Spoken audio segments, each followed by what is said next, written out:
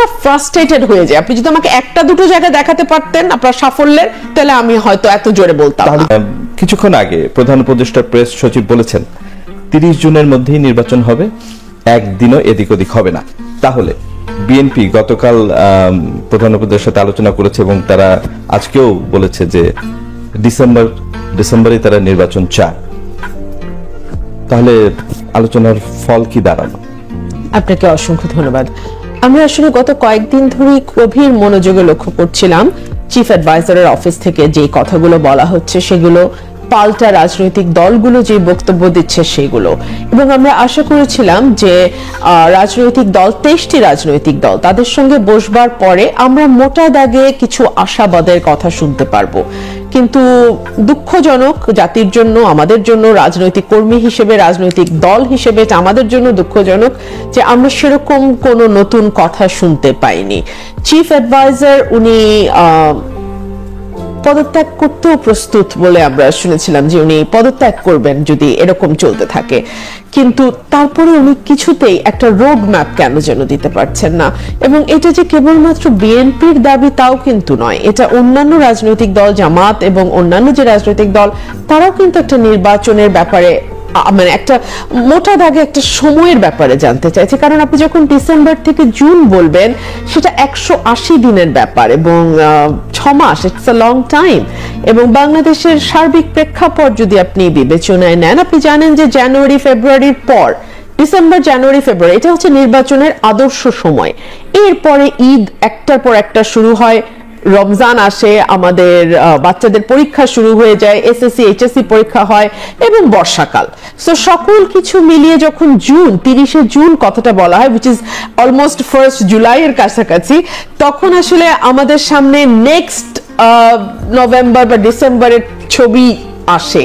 আমরা এর আগে বলতে জুন বা মে, এটা আসলে আমরা বুঝতে পারি না।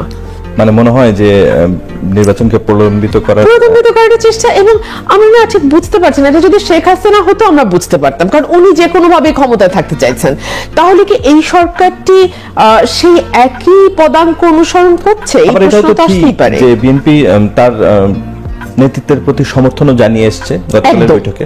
একদম ডে 1 থেকে বিএনপির অ্যাক্টিং চেয়ারম্যান, বিএনপির স্ট্যান্ডিং কমিটির সদস্য প্রত্যেকে কিন্তু একটা কথা বলেছেন, এই সরকার আমাদের সরকার, এই সরকারকে সার্বিক সহযোগিতা আমরা দিয়ে যাব।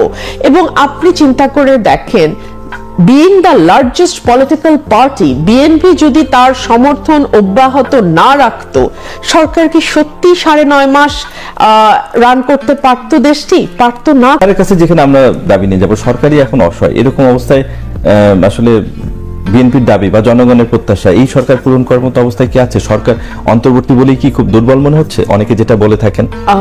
মঞ্জু ভাইয়ের শেষ কথাটা দিয়ে আমি শুরু করি। মঞ্জু ভাই বলেছেন যে অন্তর্বর্তীকালীন সরকারের প্রধান উপদেষ্টা বলছেন যতদিন পর্যন্ত স্টেবল না হয় সিচুয়েশন, কমফোর্টেবল না, ততদিন পর্যন্ত আমি ইলেকশন দেব না, দরকার হয় আমি কুইট করব। 9.5 মাসে যেখানে সিচুয়েশন কমফোর্টেবল হওয়া তো দূরেরই কথা, ওনাকে পদত্যাগের দিকে নিয়ে গেছে, তাহলে আগামী কত দিনে আপনি আশা করেন, বা কত মাসে আশা করেন, বা কত বছরে আপনি আশা করেন যে সিচুয়েশন কমফোর্টেবল হবে? 1, 2 হলো, এটি তো একটি অন্তর্বর্তীকালীন সরকার। এই সরকারটি কোনো রাজনৈতিক দলের দ্বারা গঠিত হয়নি। এই সরকারটি আগামীতে নির্বাচন করবে না বলেই আমরা বিশ্বাস করি, তাই না? সুতরাং এই সরকারটির সঙ্গে অন্য পলিটিক্যাল পার্টিগুলোর এই দূরত্ব কেন হবে? আমি যদি এই প্রশ্ন করি, লার্জেস্ট পলিটিক্যাল পার্টি বিএনপি, উনি পদত্যাগ করবেন বা উনি দুঃখিত হয়েছেন, আবেগ থেকে বলেছেন, কিংবা উনি ওনার দীর্ঘ ব্যর্থতার ফিরিস্তি দেখে মনে হয়েছে যে আই শুড কুইট নাও, এই কথাটি উনি বললেন কাকে বা কার মাধ্যমে আমরা সবাই জানলাম? আমরা জানলাম এমন একটি দলের প্রধানের মুখ থেকে, যে দলটি এখনো নিবন্ধন পায়নি, যেই দলটি কোনো সমাবেশ ডাক দিলে সেখানে যদি আমার ইসলামী দলগুলোর ভাইয়েরা যুক্ত না হন, তাহলে ক্যামেরাম্যান এবং মঞ্চে উপবিষ্ট কয়েকজন নেতা ছাড়া আর কাউকে দেখা যায় না। সেই দলটি ওনার এত আপন হয়ে গেল, এটা তো অন্য রাজনৈতিক দলের কর্মী হিসেবে আমাদেরকে আঘাত করে, কারণ উনি তো রাষ্ট্রের অভিভাবক এই মুহূর্তে, তাই নয় কি? এবং উনি কোনো দলীয় পরিচয় বহন করেন না। সো তিনি যখন একটি বিশেষ দলের একজন নেতার কাছে তার এই মনের কষ্টের কথা বললেন, তখন অন্য দলগুলো তো ভাবতেই পারে ও তাহলে আমরা তার সৎ ছেলে, যেহেতু আমার ভাই বাবার উদাহরণ দিয়ে বলছিলেন, সো আমাদের বড় দলগুলো তো ভাবতে পারে ও আচ্ছা আমরা বড় ভাই আছি, মেজো ভাই আছি, সেজো ভাই আছি, সবাইকে বাদ দিয়ে ছোট ভাইকে উনি ডাকলেন, তা আমরা কি সবাই ওনার সৎ ছেলে? এভাবেই দূরত্ব তৈরি হয়। 3 হচ্ছে সেনাবাহিনী আমাদের স্বাধীনতা এবং সার্বভৌমত্বের প্রতীক।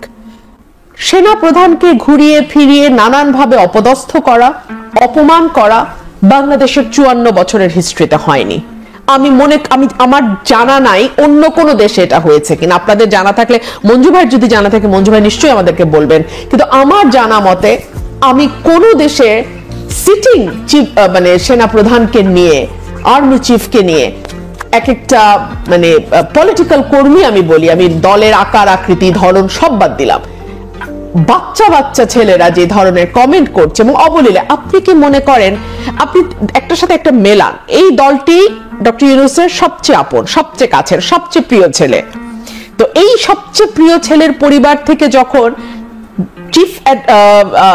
চিফ অফ আর্মি, সরি বারবার চিফ জাস্টিস বলে ফেলতেছে আমার প্রফেশনাল রিজনে, চিফ অফ আর্মি কে এই ধরনের ভাষায় আক্রমণ করা হয়, সেটা কি উনি লক্ষ্য করেন না?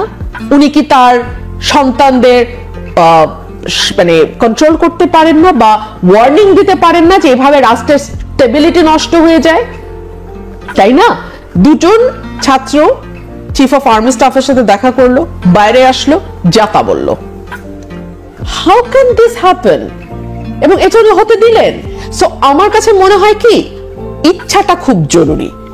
আপনি প্রশ্ন করছিলেন না যে সরকার দুর্বল কিনা, সরকারের কি সবল হওয়ার ইচ্ছা আছে কিনা, 1। 2 হলো সরকার কি দুর্বলতার ভান করছে? না, আমি ওই সরকার চাই না যে সরকার হাসিনার মতো পয়েন্ট ব্ল্যাঙ্ক গুলি করতে বলে, যেই সরকার হাসিনার মতো গুম করে কিংবা ল এনফোর্সমেন্ট এজেন্সিকে হত্যাকাণ্ডের সঙ্গে জড়িত করে, আমি সেরকম সরকার চাই না। কিন্তু যেই সরকার রিজনেবল বল প্রয়োগ করতে ব্যর্থ হয়, যেই সরকার মবের কাছে বারবার নতি স্বীকার করে, এইরকম সরকারও তো আমি চাই না। ধন্যবাদ রুমিন ফারহানা। রাজনৈতিক দল সবাই বলে বিএনপি কে দায়িত্ব নিতে হবে, যেহেতু এখন সবার ভিতরে আসলে বিএনপি বড়, তো বিএনপি কিভাবে এই দায়িত্ব নেবে? বিএনপি কে দায়িত্ব নেয়নি, আমি তো আমার আগের সেগমেন্টে আপনাকে বললাম যে বিএনপি যদি ধৈর্যের পরিচয় না দিত, বেশি বেশি নির্বাচনের কথা বলছে কিনা সেটা মঞ্জু ভাই বলবেন। হ্যাঁ, বিএনপি তো নির্বাচনের কথা বলবে, এটা কিন্তু মির্জা ফখরুল সাহেব বলেছেন যে আমরা বলবো, সেটা তো এতদিন পর্যন্ত অ্যাড্রেস হয়েছে, এখন একটু কমানো যায়। যেখানে প্রধান উপদেষ্টা পদত্যাগ করতে চেয়েছে, যদিও তারেক রহমান বলেছে মান অভিমানের বিষয় নয়, রাষ্ট্রীয় দায়িত্ব থাকলে তো মান অভিমান চলে না। একেবারেই তাই। এবং দেখুন নির্বাচনের কথা কেন বেশি বেশি আসছে, এটার জবাব দেই আমি।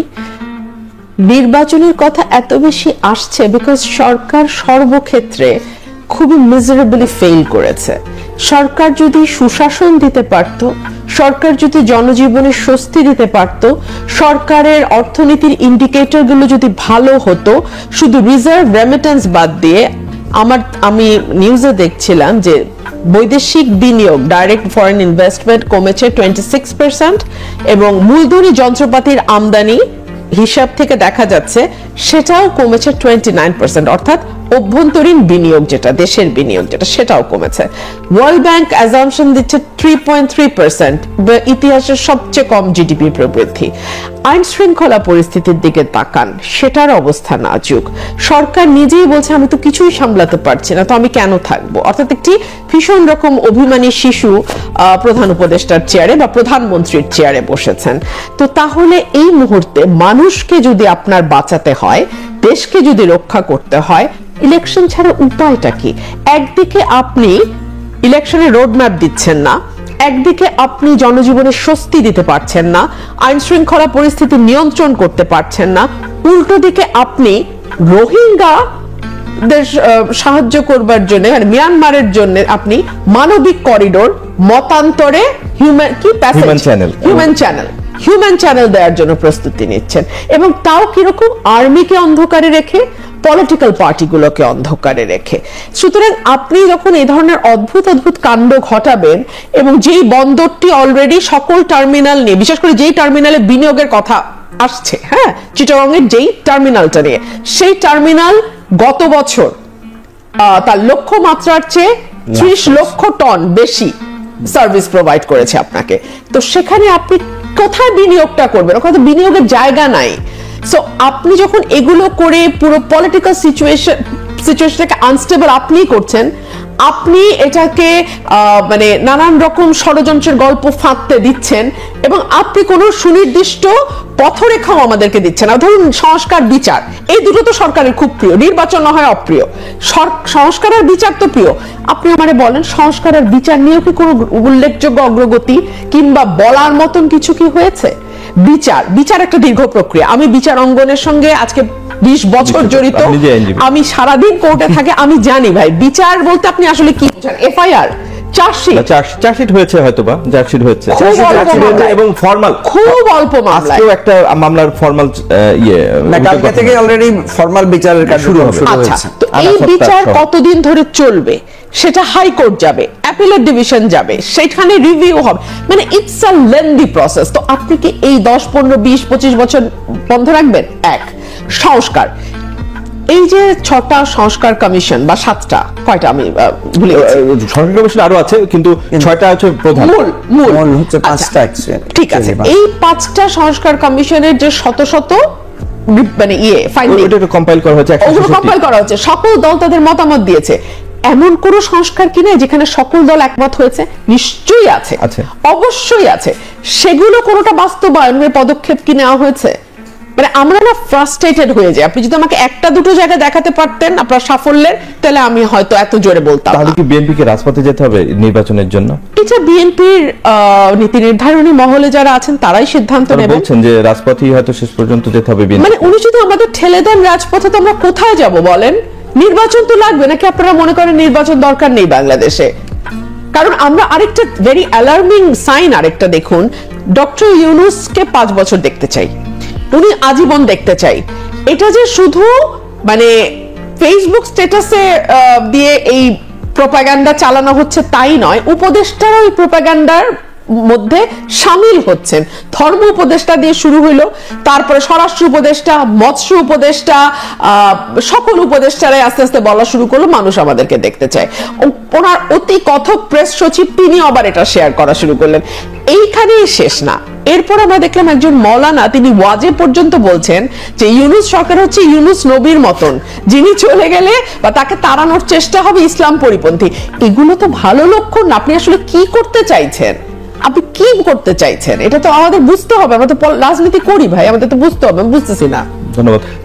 বিএনপির একটা দাবি ছিল যে উপদেষ্টা পরিষদ পুনর্গঠনে জাতীয় নিরাপত্তা উপদেষ্টা সহ আরো 2 উপদেষ্টার পদত্যাগ এবং পুনর্গঠন বা পদত্যাগ।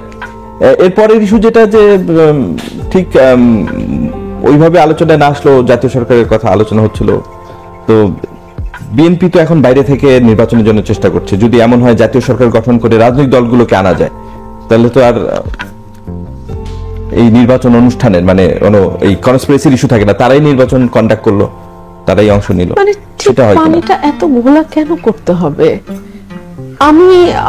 আমি জানি না। আমি আমার মানে একজন ক্ষুদ্র রাজনৈতিক কর্মীর দৃষ্টিভঙ্গি থেকেই বলি, আমরা 15 বছর বাংলাদেশে কোনো সুষ্ঠু নির্বাচন হয়নি। 15 বছর কোনো জনপ্রতিনিধি মানুষের প্রতিনিধিত্ব করে এমন জনপ্রতিনিধি আমরা দেখিনি। গত 15 বছর কোনো জবাবদিহিতা আমরা সরকারের কাছে পাইনি। অর্থাৎ একটি দেশ যথেষ্ট পিছিয়েছে। গণতন্ত্র, মানবাধিকার, বাকস্বাধীনতা, এগুলোর যে ইন্ডেক্স, এগুলোতে আমরা যথেষ্ট পিছিয়েছি। মানে আর কেন পেছাতে হবে এবং ইচ্ছেকৃতভাবে কেন আর পেছাতে হবে আমি বুঝতে পারছি না। সরকার বলছে, এই এখন আমি মঞ্জু ভাই লাস্ট কথাটা দিয়ে আবার বলি, ভাই বলছেন যে উপদেষ্টা মণ্ডলী সেই কি হয়ে যাচ্ছে যে নির্বাচনের তারিখ ঘোষণা করলে হয়তোবা তারা আরো বেশি কন্ট্রোল লুজ করবে। তো এক সময় তো তাদের আসলে নির্বাচনের তারিখটা ঘোষণা করতে হবে, তাই না? এটা তো জীবনের বাস্তবতা। তাই ওনারা তো ওটা মাথায় নিয়েই ওনাদের ওই আসনে গেছেন। ওনারা নিশ্চয় এই ধারণা মাথায় নিয়ে যাননি যে একটা গণ অভ্যুত্থানের পরে খুব স্মুথ একটা সরকার ওনারা পাবেন। এটা নিশ্চয় ওনাদের মাথায় ছিল না। ওরা জানতেন যে গণ অভ্যুত্থানের পরে একটা অস্থির সরকার, একটা অস্থির জাতি থাকে, একটা অস্থিরতা থাকে সর্বত্র, সেটা ওনারা জানতেন। ওনাদেরকে নির্বাচন দিতে হবে, কারণ একটি দীর্ঘ সময় দেশে কোনো নির্বাচন হয়নি। ওনারা জানতেন ওনাদেরকে অনেক হাই এক্সপেকটেশন নিয়ে ওনাদেরকে ওই জায়গাটাতে নিয়ে যাওয়া হয়েছে। সো এই সকল কিছু জেনেই তো ওনারা বসেছেন। ওনারা কেউ ওখানে শিশু নন, কেউ অপ্রাপ্ত বয়স্ক নন, প্রত্যেকেই প্রাপ্তবয়স্ক এবং যথেষ্ট মানে উজ্জ্বল ক্ষেত্রে, প্রত্যেকে যার যার ক্ষেত্রে যথেষ্ট উজ্জ্বল ভূমিকা রেখেছে। তো ওনারা কি বাস্তবতাগুলো জানতেন না? আজকে 9.5 মাস পরে এসে জাতীয় সরকার হেন তেন কেন? আর যেই 3 জন উপদেষ্টার কথা বিএনপি স্পেসিফিক্যালি বলেছে, ডক্টর খলিলুর রহমান, ওনার নানান রকম বিতর্ক ওনাকে নিয়ে আছে, সেই বিতর্কগুলো আমি একপাশে সরিয়ে রেখে বলছি। উনি প্রথমেই বললেন যে আমরা মিয়ানমার আর্মির সঙ্গে, আরাকান আর্মির সঙ্গে আমরা যোগাযোগ রাখছি। Arakan army is a non state actor, এবং জান্তা সরকার নাকি, আমরা জানতামও না, এর 1 মাস আগেই বাংলাদেশ সরকারকে চিঠি দিয়ে এই ব্যাপারে সাবধান করেছে। সো উনি দীর্ঘ 23 বছর বিদেশে কাটিয়ে, এবং সম্ভবত ছদ্মনামে উনি চলতেন, রজার রহমান ওনার নাম ছিল। হ্যাঁ, এগুলো খুব ফিশি ব্যাপার, এগুলো খুব চমৎকার ব্যাপার নয়, এবং উন্নত বিশ্বে ভিন্ন নামে কারা বাস করেন এগুলোর ব্যাপারে আমাদের আইডিয়া আছে ভাই। মানে আমরাও তো দেশের বাইরে ছিলাম, পড়াশোনা করেছি, কাজেও গেছি বহুবার, কারা ভিন্ন নাম নিয়ে ভিন্ন পরিচয়ে বাস করেন আমরা বুঝি। উনি আসলেন, ঠিক আছে, ওকে ফাইন, 23 বছর পর ওনার প্রচন্ড রকম দেশপ্রেম জাগলো এবং উনি বাংলাদেশে আসলেন। এসে উনি দেশটাকে যুদ্ধের দিকে ঠেলে দিচ্ছেন, এবং পররাষ্ট্র উপদেষ্টা বলে একজন আছেন আমাদের, যার দীর্ঘ ফরেন সার্ভিসে প্রফেশনাল হিসেবে কাজ করার লং হিস্ট্রি ব্যাকগ্রাউন্ড আছে। তার সঙ্গে ওনার বয়ান, খলিলুর রহমান সাহেবের সাথে ওনার বয়ান মিলছে না। কিন্তু 2 হলো, ওনাকে রোহিঙ্গা বিষয়ক স্পেশাল রিপ্রেজেন্টেটিভ করা হয়েছে। উনি বললেন রোহিঙ্গা ফেরত যাবে, উনি না, প্রধান উপদেষ্টা বলেছিলেন 1 লক্ষের উপর 1.5 লক্ষ রোহিঙ্গা চলে যাবে। উল্টো 1,13,000 রোহিঙ্গা বাংলাদেশে আসলো। ঈদ করবে এরকম কথাও যে সামনের ঈদ বলে তারা নিজের দেশে গিয়ে করবে, জাতিসংঘের মহাসচিবের সামনে এই কথা বলা হলো। মানে উনি যখন আসলেন তখন এই কথা উঠলো। উল্টো এখন 1,13,000 রোহিঙ্গা বাংলাদেশে আসছে। সো এরকম ব্যর্থ আমরা কেন রাখবো? তাকে বানানো হলো নিরাপত্তা উপদেষ্টা, যে এই পদটা বাংলাদেশে নাই, এর আগে ছিল না। এবং 3 বাহিনীর প্রধান একজন বিদেশির কাছে গিয়ে রাষ্ট্রের গোপনতম ইনফরমেশন গুলো শেয়ার করে তার উপদেশ নেবে, এটা একটু বেশি আশা হয়ে যাচ্ছে না? একটু বেশি, স্বপ্নটা একটু বেশি দেখা হচ্ছে না? এই গেল উনি। আসিফ মাহমুদের কথায় আসেন। আপনি আমাকে বলেন তো, ওনার বাবার ইস্যুটা আমি বাদ দিলাম, ওনার পিএস এর ইস্যুতে আসেন। আমি মন্ত্রী ছিলাম না, খুবই ছোটখাটো একটা এমপি ছিলাম। তো খুবই ছোটখাটো একটা এমপি থাকার সুবাদে আমি এইটুকু জানি যে পিএস এর পক্ষে 5 টাকাও এদিক সেদিক করা সম্ভব না, যদি না সে ভালো মতো জানে তার মালিকেরও এসব ব্যাপারে অভ্যাস আছে। অর্থাৎ মালিক সহি, পিএস ইবলিস, এটা হয় না। পিএস তখনই সাহস পায় যখন মালিকেরও এই ধরনের অভ্যাস থাকে। আর একজন হচ্ছেন মাহফুজ আলমের ব্যাপারে, ওনার ব্যাপারে তো প্রধান উপদেষ্টা বলেছেন হি ইজ দি মাস্টারমাইন্ড, এবং প্রধান উপদেষ্টার যেই প্রিয় দল, সেই দলেই এই 2 জন গিয়ে যুক্ত হবেন বলে পাবলিক পারসেপশন। আমার বড় ভাই এখানে উপস্থিত আছেন, he knows better than me যে পলিটিক্স আর পারসেপশন বড় ভয়ঙ্কর। Perception is politics. সো আপনাদের 2 জনের ব্যাপারে পাবলিক পারসেপশন, আপনারা এনসিপি তে যুক্ত হবেন। তাহলে এখন আপনারা সরকারে কি করতেছেন? ডিসেম্বরে knocking at the door election, আপনারা এখন কি করতেছেন? ওনাদেরকে থাকা উচিত? আপনারাই বলেন। আপনার দাবির যুক্তিগুলো বলছি। এই পাশাপাশি আরেকটু ছোট করে জানতে চাইছি যে ইশরাক ইস্যুতে বিএনপি কি বার্তা পাচ্ছে, সেটা বিএনপিকে আরো বেশি নির্বাচনের জন্য বেশি তাড়িত করছে কিনা? ইশরাক ইস্যুটা তো এখনো সমাধান হলো না, কেননা আজকেও আদালতে রিট করতে ইশরাকের ইস্যুটা না অনেকটা শক্তি পরীক্ষার জায়গায় এসে দাঁড়িয়েছে, কারণ আদালত তো রায় দিয়েছে ইশরাকের পক্ষে। আমরা দেখলাম এনসিপির দাবি হচ্ছে, কারণ এনসিপি কে এখন সরকারের মুখপাত্র আমাদের ধরতে হচ্ছে, কারণ সরকার তো আর এসে কাউকে দিয়ে বলাচ্ছে না কোনো কথা। সো এনসিপি সরকারের মুখপাত্র হিসেবে যেটা বলছে যে কেন অ্যাপিল করে না নির্বাচন কমিশন। আচ্ছা, অ্যাপিলটা কেন করবে? করে বলবে তাপসকে রাখা হোক। আইনি জটিলতার বাদে মানে রাজনৈতিকভাবে এইটা থেকে কি বার্তা পাচ্ছে বিএনপি? এটা শক্তির পরীক্ষা হয়ে দাঁড়িয়েছে, এবং এটা একটা মর্যাদার লড়াইয়ে এসে দাঁড়িয়েছে। আমি আইনের দিকটা যদি বাদ রেখে বলতে বলেন, রাজনীতির দিকটা হচ্ছে এটা একটা মর্যাদার লড়াই এসে দাঁড়িয়েছে। এবং আপনি দেখেন উত্তর সিটি কর্পোরেশন যাকে দিয়ে চালানো হচ্ছে প্রশাসক, তার ব্যাপারেও আমরা শুনতে পাচ্ছি তিনি একটা নিষিদ্ধ সংগঠনের একজন কর্মী। যদিও সেটা তিনি অস্বীকার করেছেন, কিন্তু এরকম একটা কথা শোনা যাচ্ছে। ওরা কি চাইছে বা সরকার কি চাইছে যে দক্ষিণেও তাদের পছন্দনীয় এমন কেউ বসুক এবং যাতে তাদের কাজকর্ম করতে সুবিধা হয়, যেটা মন্ত্রণালয়ে হচ্ছে? ধন্যবাদ রুবিন ফারহানা।